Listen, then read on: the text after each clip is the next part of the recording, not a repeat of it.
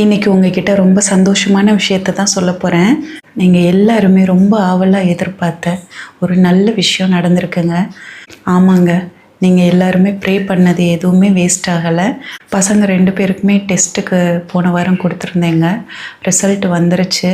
டாக்டருக்கு ஃபோன் பண்ணப்போ அவரோட அப்பாயின்மெண்ட் கிடைக்கல, அவர் ஊருக்கு போயிருக்காருன்னு சொன்னாங்க. 2 டேஸ் ஆகும் அப்படின்னு சொல்லியிருந்தாங்க. அதுக்காக தான் வெயிட் பண்ணிகிட்டு இருந்தேன். அவர் வந்த உடனே விஷயத்த சொன்னேன். எனக்கு நடக்க முடியாத சூழ்நிலை இருக்குது, அதனால் நீங்கள் வீடியோ காலில் ரிப்போர்ட் பார்த்துட்டு எனக்கு என்னன்னு சொல்ல முடியுமா அப்படின்னு கேட்டேன். ஓகேன்னு சொன்னார். படப்படன்னு ஆயிடுச்சு. வேகமாக ரிப்போர்ட்டை எடுத்து காட்டினேன். ஃபஸ்ட்டு பெரிய பையனுக்கு காட்டினேன். பெரிய பையனுக்கு லாஸ்ட்டாக நீங்கள் பார்த்துருப்பீங்க, மஞ்சள் காமாலை ஃபார்ம் ஆகிருந்தது. அது இல்லாமல் விட்டமின் D3 ரொம்ப லோவாக இருந்தது. அவனுக்கு 3 பாயிண்ட்டு தான் இருந்தது. டாக்டர் பெரிய பையனுக்கு 3 மாதத்துக்கு கொடுக்கறதுக்காக மெடிசன் கொடுத்துருந்தாருல்ல, அது கீழா நெல்லி கலந்த மெடிசன் அப்படின்னு நான் ஆல்ரெடி சொல்லியிருப்பேன். அது இல்லாமல் 8 வாரத்துக்கு விட்டமின் D3க்கு 60,000 IU எடுத்துக்க சொன்னார். அதையும் போட்டுட்டு ஒரு வழியாக எல்லாமே டெஸ்ட் பண்ணி பார்த்ததில் அவனுக்கு ரொம்ப நல்ல ரிசல்ட் இருக்குங்க. ரொம்ப சந்தோஷமாக இருக்குது. நாளைக்கு சொல்கிறேங்க சின்ன பையனுக்கு என்ன சொன்னாங்கன்னு. இன்றைக்கி சந்தோஷமான விஷயத்த சொல்லிடலாம், அதுக்காக தான் இன்றைக்கி சொல்கிறேன். விட்டமின் D3 3 பாயிண்டில் இருந்தது 32 இன்க்ரீஸ் ஆகிருக்குங்க. நல்ல ரிசல்ட் கிடச்சிருக்கு.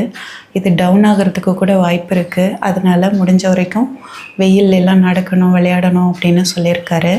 எனக்கு ஆப்ரேஷன் பண்ணதுக்கப்புறம் பையனை நல்லா கேர் பண்ணிக்கல. மெடிசன் மட்டுமே அவன் கரெக்டாக எடுத்துக்கிட்டு இருந்தான். ஹெல்த்தியான சாப்பாடு அவன் சாப்பிடலை, அது உங்களுக்கே தெரியும். அப்போ நான் ரொம்ப பயந்துட்டு இருந்தேன். நம்ம சரியாகவும் சாப்பாடு கொடுக்கலையே, பையனுக்கு இந்த பிரச்சனை எப்படி இருக்கோ தெரியலையே. டெஸ்ட் எடுத்து பார்க்கணும்னு நினச்சி ஒரு வழியாக டெஸ்ட்டு எடுத்து பார்த்ததில்ல ரிசல்ட் ரொம்ப நல்லா வந்திருந்ததுங்க. மஞ்சள் காமாலை அவனுக்கு ரொம்பவே நல்லா கிளியராக இருக்குது.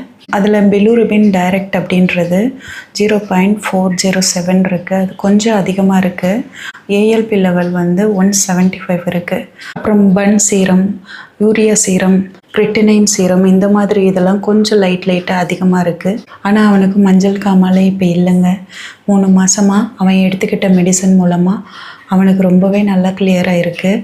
இதுக்கு என்னோடய சாப்பாடு கண்டிப்பாக காரணம் இல்லைன்னு நினைக்கிறேன். பெரிய பையனுக்கு எப்போ பிரச்சனை தெரிஞ்சதுன்னு உங்களுக்கு தெரியும். அதாவது பிலிரூபின் டைரக்ட் அதிகமாக இருந்தது, ALP லெவல் அதிகமாக இருந்தது. ஆனால் அவர் ஃபஸ்ட் டைம் பார்த்தப்போ லிவரோட ஸ்ட்ரெஸ்ஸு தான் காரணம் அப்படின்னு சொன்னார். இப்போவும் அந்த 2 மட்டும் கொஞ்சம் அதிகமாக தான் இருக்குது. அவனை கொஞ்சம் ஹாப்பியாக பார்த்துக்கிட்டோன்னா நல்லாயிருக்கும். செகண்ட் டைம் எடுத்தப்போ தான் அவனுக்கு எல்லாமே அதிகமாக இருந்தது. அப்போ தான் பெரிய பையனுக்கு டெஃப்ரோலிப் 4 கொடுத்தாரு. அதை சாப்பிட்டதுக்கப்புறம் இப்போ நல்லா இருக்காங்க. அதை டெய்லி காலையில் நைட் 2 வேளைக்கு எடுத்துக்கிட்டு இருந்தான். ஆனால் உடம்பு ரொம்ப சோர்வாக இருக்குது, டயர்டாக இருக்கிறது, இதெல்லாம் அவனுக்கு இருக்குது. அதுக்கு முட்டையோட மஞ்சள் கரு அவனுக்கு கொடுக்க வேண்டாம், முட்டையோட வெள்ளைக்கரு மட்டும் டெய்லி 2 வேக வச்சு கொடுக்கணும் அப்படின்னு சொன்னார். மற்றபடி ஆயில் ஐட்டம்லாம் கொஞ்சம் கம்மியாக தான் எடுத்துக்க சொல்லியிருக்காரு. சந்தோஷமான மனநிலையில் இருக்கணும். உனக்கு என்ன இந்த வயசில் கவலை அப்படின்னு அவனை பார்த்து கேட்டார். இதுதாங்க பெரிய பையனுக்கான ஹெல்த் இஷ்யூக்கான நிலவரம். இன்னொரு விஷயம் சொல்லிக்கிறேன். நேற்று எக்ஸாம் ரொம்ப நல்லா எழுதிட்டு வந்திருக்கான். அவன் வந்ததுக்கப்புறம் அவன் உடம்பு ஹீட்டாக தான் இருந்தது. பக்கத்தில் ஒரு லேடி டாக்டர் இருக்காங்க. இவன் வந்த நேரம் அவங்கள பார்க்க முடியல, அதனால் ஈவினிங் பார்த்துட்டு வர சொல்லியிருந்தேன். அவன் மட்டும்தான் போயிட்டு வந்தான். அவங்க டேப்லெட் எழுதி கொடுத்துருக்காங்க. 2 டேஸில் ஃபீவர் சரியாயிரும்னு சொல்லியிருக்காங்க. இன்றைக்கி நாளைக்கு 2 நாள் லீவ் இருக்குது. அதில் அவனுக்கு ஃபீவர் கண்ட்ரோலுக்கு வந்துடும்னு நினைக்கிறேன். எல்லோரும் அவனுக்காக விஷ் பண்ணியிருந்தீங்க. அந்த கமெண்ட்ஸ் எல்லாம் நான் காட்டினேன் அவங்ககிட்ட. ரொம்ப சந்தோஷப்பட்டான். ரொம்ப சந்தோஷப்பட்டதை விட பயந்தான். இவ்வளோ பேர் இருக்காங்க, நான் என்ன மார்க் எடுக்க போகிறேனோ, இவங்கெல்லாம் என்ன நினைப்பாங்களோ அப்படின்னு சொன்னான். நீ அதிகமாக மார்க் எடுக்கணும்னு நான் ஆசைப்பட்டேன்னு அவங்கக்கிட்ட ஆல்ரெடி சொல்லியிருந்தேன். அவங்க எல்லாருமே அந்த மாதிரி பிள்ளைக்கு ஃபோர்ஸ் கொடுக்காதீங்க, அவனால் என்ன முடியுமோ அதை பண்ணட்டும் அப்படின்னு அவங்க தான் சொல்லியிருக்காங்க. அதனால் நீ என்ன மார்க் எடுத்தாலும் அவங்க உன்னை எதுவும் நினச்சிக்க மாட்டாங்க அப்படின்னு சொன்னேன். அவன் ரொம்ப பயப்படுறாங்க. ஃபஸ்ட்டு எக்ஸாம் அட்டன் பண்ணிட்டு வந்ததுக்கப்புறம் அவனுக்கு கொஞ்சம் பயம் போயிடுச்சு. இதுக்கப்புறம் டெய்லி முட்டை 2 வேக வச்சு அவனுக்கு கொடுக்கலான்னு நினைக்கிறேங்க. எனக்கு ஒரு டிப்ஸ் மட்டும் சொல்லிடுங்க. எனக்கு தொண்டையில் இருமி இந்த தொண்டை பயங்கரமான பெயினுங்க. இந்த வறட்டு இருமலால் எனக்கு தொண்டையும் புண்ணாயிருச்சு இருமி. அதனால் இதுக்கு ஏதாவது உடனே ரிசல்ட் கிடைக்கிற மாதிரி ஒரு வீட்டு வைத்தியம் ஏதாவது இருந்தால் சொல்லுங்கள். ஏன்னா மிளகு சேர்த்தா இன்னும் கொஞ்சம் எரிச்சலாக இருக்குது. சுடு தண்ணியும் குடிக்க முடியல, அந்தளவுக்கு தொண்டை புண்ணாயிருச்சு. இந்த வீட்டில் எனக்கு மட்டும்தான் ரொம்ப அதிகமான காஃப் இருக்குது, கண்ட்ரோல் பண்ணவே முடியல. ரொம்ப பேச இருமல் வந்துக்கிட்டே தான் இருக்குது. உங்கள் எல்லாருக்குமே நான் சொன்ன விஷயத்தெல்லாம் கேட்டுட்டு ரொம்ப சந்தோஷமாக இருக்கும்னு எனக்கு தெரியும். ஏன்னா என் பையனையும் உங்கள் வீட்டு பிள்ளையாக தான் நீங்கள் நினச்சிங்க. உங்களோட ஒவ்வொரு வேண்டுதலும் என் பையனுக்கு பளிச்சிருக்கு. ஒரு நல்ல விஷயம் நடந்திருக்கு. அது வரைக்கும் எனக்கு சந்தோஷங்க. ஏன்னா ஒரு பையனாவது ஒரு பிரச்சனையிலேருந்து வெளியில் வந்துட்டானே, அது வரைக்கும் எனக்கு சந்தோஷம். இன்னும் கொஞ்ச நாளைக்கு அவனை கரெக்டாக மெயின்டைன் பண்ணிட்டோன்னா எல்லாமே சரியாயிரும்.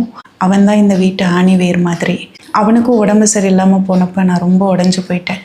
சின்ன பையனுக்கு மட்டும்தான் பிரச்சனைன்னு நினச்சேன். பெரிய பையனுக்கும் பிரச்சனைனப்போ ரொம்ப தாங்க முடியாத வேதனை.